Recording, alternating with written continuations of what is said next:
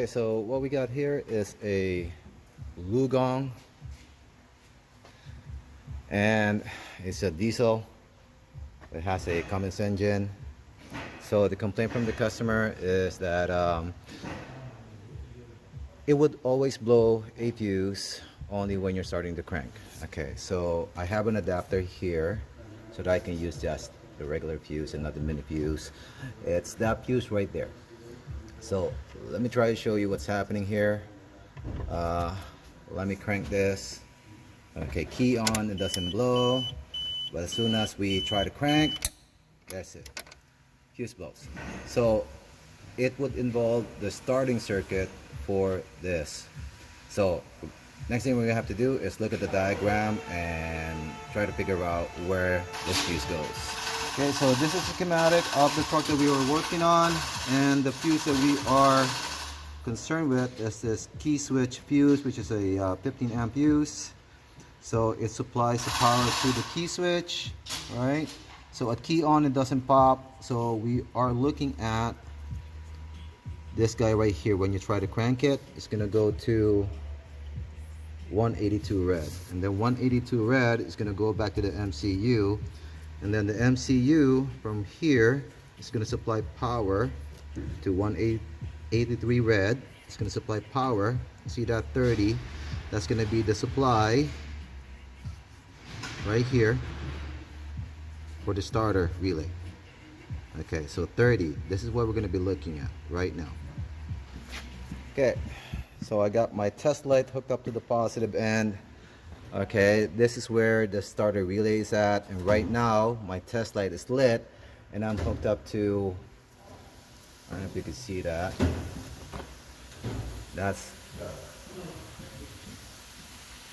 183, and that should be the power feed.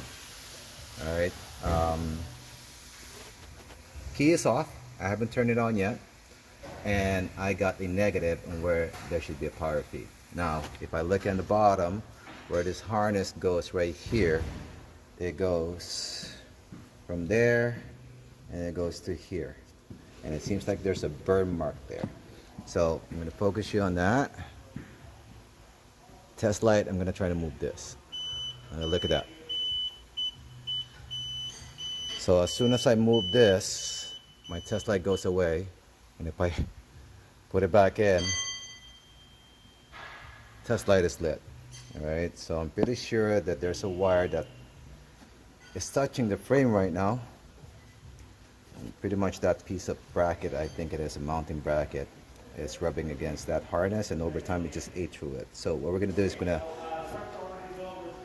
take out the zip tie and see what we have. Okay, cut the zip tie, and just as we thought, you can see that there it is. So that bracket was actually rubbing against it, and it slowly ate away at it. So being that it's not hitting the bracket anymore, I'm going to put the relay back on. I'm pretty sure, just right now, let's check with the test light first again. So it's still hooked up to the positive on the tip end of the test light. Checking again. Alright, nope, it's not lit, so I don't have a negative on the tip of this test light anymore. Okay, let's try to put the relay back on. Alright.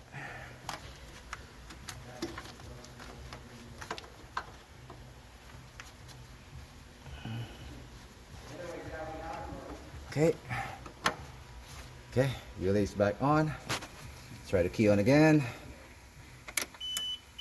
Alright, now let's try to crank it. Let's look at the fuse. Okay, there you go. Alright, so all we have to do right now is relocate this, or maybe put some protective wrap around this, or maybe relocate it somewhere else, or maybe another clip so that it wouldn't hit this part of the bracket, and then we're good to go.